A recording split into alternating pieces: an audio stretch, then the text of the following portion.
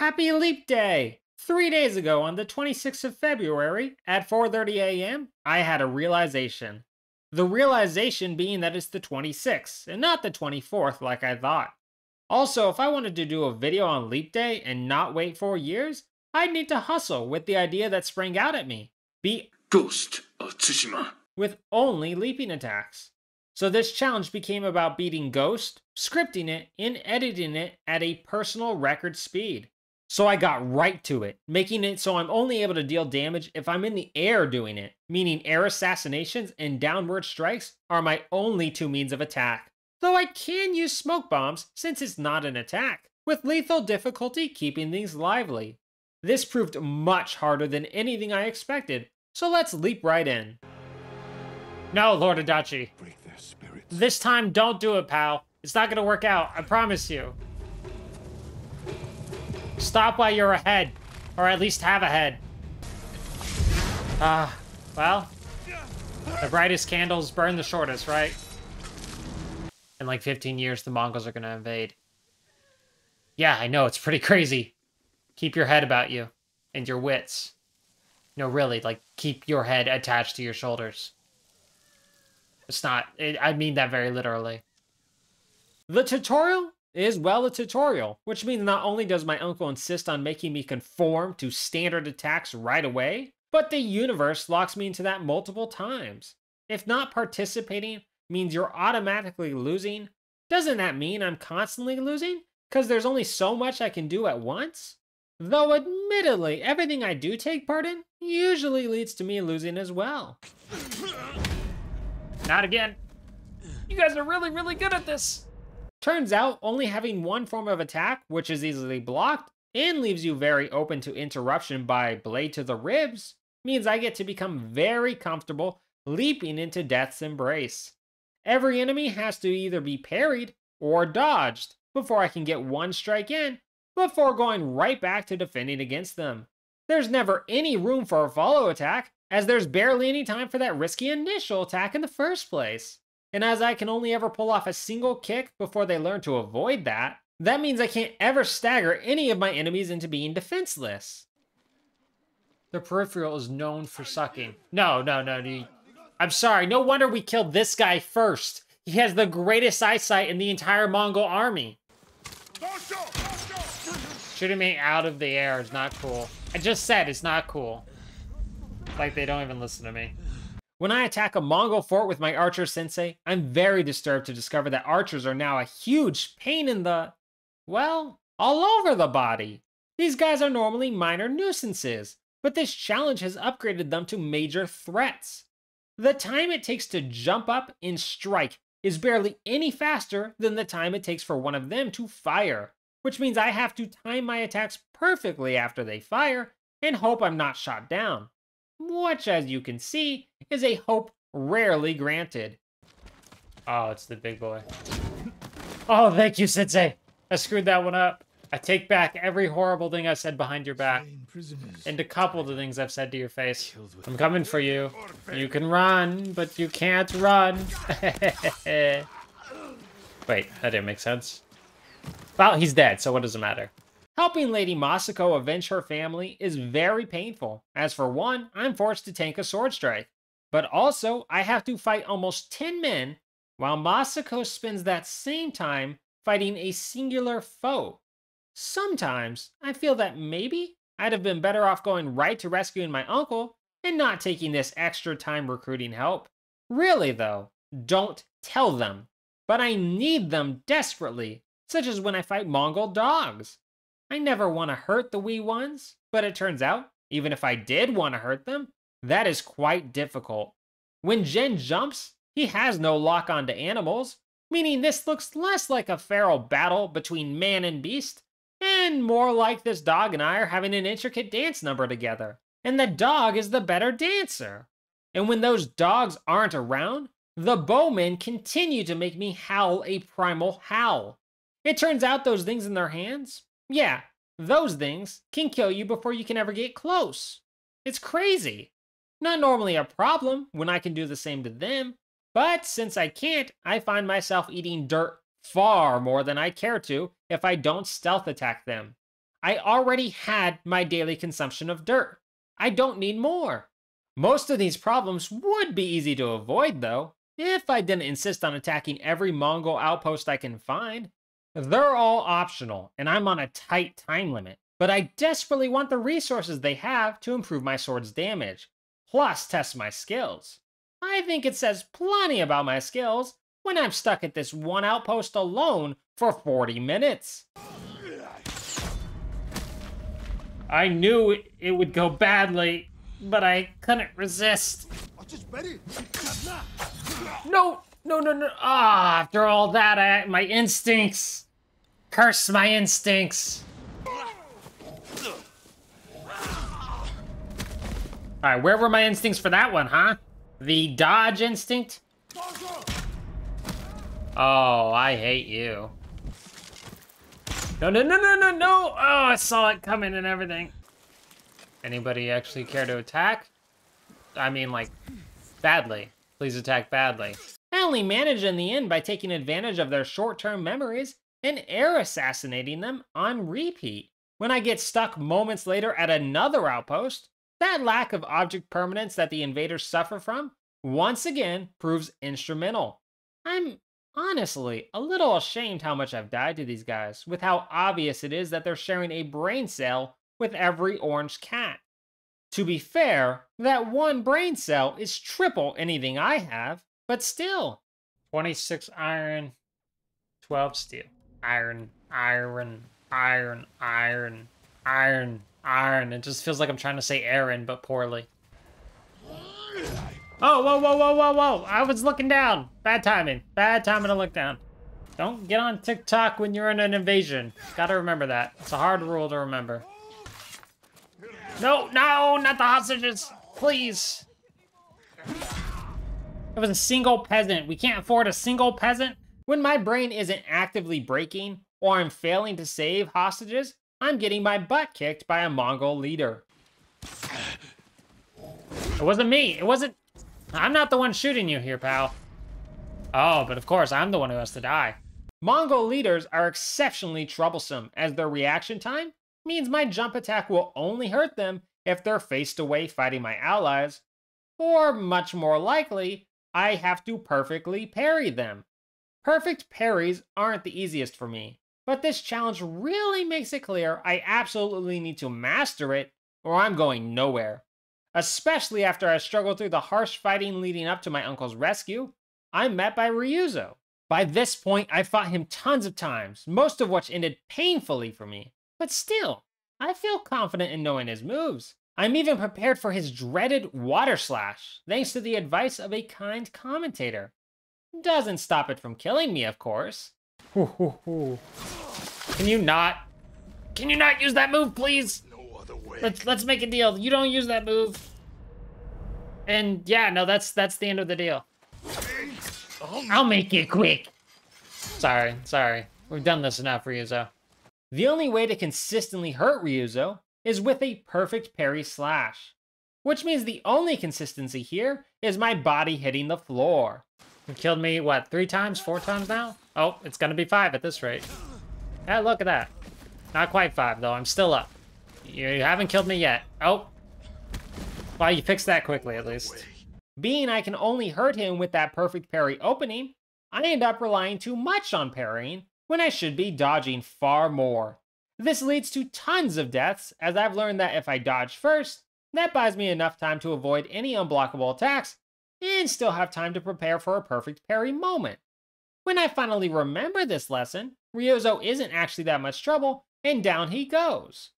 With him fleeing in defeat, it's a cakewalk to free my uncle, but it does cost me another tutorial kill to reach him, unfortunately. With my allies by my side, it's no trouble to defeat the rest of the Mongol resistance here, and move onwards to Act 2. My first move in this act is to take off for Iki Island.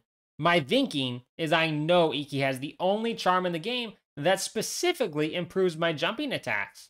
This is dumb thinking, because as I find upon crash landing, is that the game insists I use my horse to charge attack.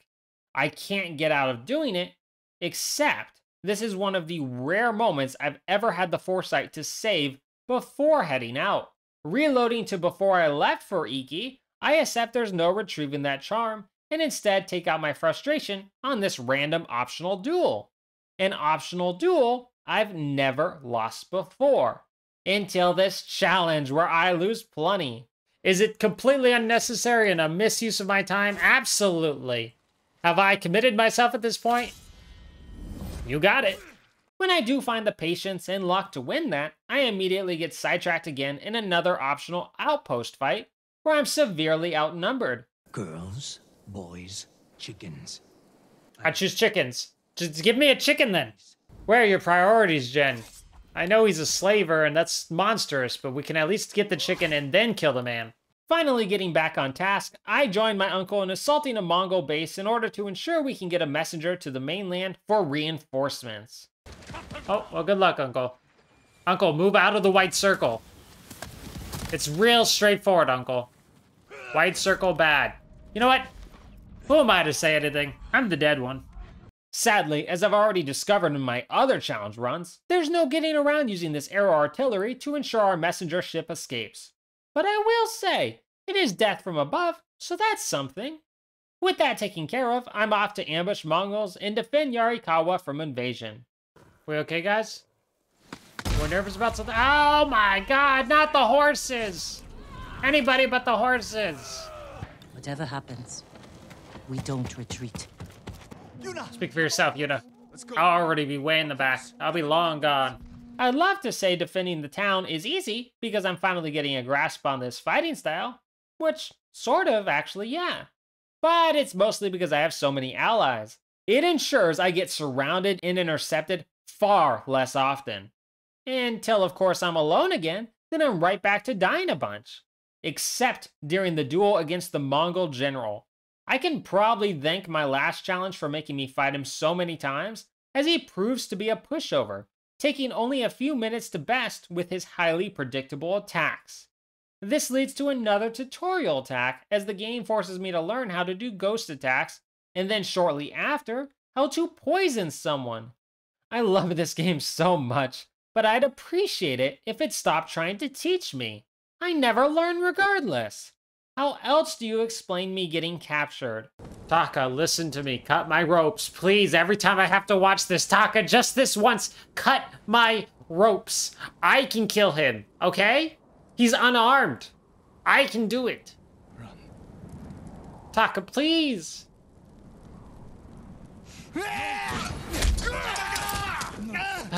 Someday, this is gonna change. Someday I'm gonna manage to convince Taka not to do this. Breaking out is no easy feat, as the numerous Straw Hats blocking my way hit fast, have plenty of health, and worst of all, for the most part, are only vulnerable after a perfect parry. I'm starting to get used to more fights ending in death than in victory, and really, the only way I make it out of here is by taking advantage of air assassinations yet again, living up to the title of Ghost. I'm looking for a little revenge after that mishap, tracking down Ryuzo once again. Usually, while the first duel against my former friend is quite difficult, the second one is always easy. Once again in this challenge, I'm breaking traditions. Since aggression offers no help, my entire ability to damage him is based on defense, which means my dodging and parrying is put to the test far more than usual. Stop that, please! Use more parryables! Thank you. Keep that up. Well, okay. But like slower next time, alright? Come on, buddy. Stop spamming that shoulder charge. Oh! No, go back to spamming the shoulder charge, please! 1. I forgot the rule about dodging more than parrying again. And 2. Half my attention isn't even on the fight, but on all the candles in the room. This is a serious fire hazard, and I made it my goal to put them all out before winning the fight. Which, funny enough, keeps costing me the fight, as I forget to focus on the sword flying right at me. But worry not, in the end, I both remember to dodge more, giving me the win, and also put out every candle, ensuring Smokey the Bear doesn't come for me yet again. Unfortunately, the government, aka my angry uncle, still does, and I find myself imprisoned. Escaping is always easy, but always at the greatest cost of my horse's life. But not this time. This time, I realize the truth. My horse Sora isn't dead. I've merely faked his death here to get him out of the country. He had too many gambling debts, and this was the only way. He's fine, and this is actually him later on under a new name for his own protection. I will take no counter-arguments on this. With my ties to the samurai severed, it's time to take on the Khan and his army before they can sail for the mainland. Though really just the Khan, since it turns out I can just sprint right past his entire army, no trouble. As for the Khan, he's so simple. Like really, I'm quite surprised. But I suppose out of any boss in this game, I've obsessed myself with mastering him most of all due to my no-death challenge. So it only takes a couple defeats to overcome him. Helps that he only has 2 very obvious unblockables, and the rest of his moves are super vulnerable to parries. I wish it ended there, but nope. When he flees to his ship and I run past his men, things get so much harder. The Khan is easy, but this many elite units in a small space is definitely not. I'd spend half an hour here, not really being bothered by the Khan at all, but just by his men teaming up on me in rapid succession. Please, do enjoy my mental decline as the deaths pile up. Oh, that's okay. That's alright, you know? Just a minor setback, right? God, they're annoying. Usually I'd like, really? Really? That's horrendous luck. Don't you dare stab me. Oh, okay, well, he didn't stab me. Alright. 250. Can we all agree to just leave it there? 250? Yeah, I'm in agreement. We're leaving it at 250, boys. Yep, not leaving it at 250. You're right, 251. Much nicer number. 252 it is. No more, no more, no more, boys. I'm losing it. And by no more, I meant like 1 more. And then I'm gonna take it seriously. Oh, you suck so much. I was like, he doesn't seem to be attacking. I guess I'll attack him. No. No, I shouldn't have done that. After so much dying, though, I do learn. Carefully baiting out each attack and thinning out the reinforcements bit by bit till only the Khan and I remain. When I'm forced to break his polearm, Jin does swing on the ground, but he follows it up with the coolest sleep attack, so I'm gonna count that as half a count against me, since it was sort of an air attack. But of course, finishing the Khan cost me 3 more hits, bringing the total non-leaping attacks to 4.5, and the total tutorial attacks to 9.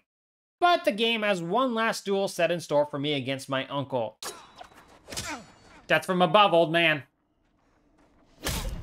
Oh, I didn't mean do it to me. My uncle's speed is his greatest advantage, costing me numerous lives. But thankfully, unlike most duels, he's vulnerable to strikes even without perfect parrying.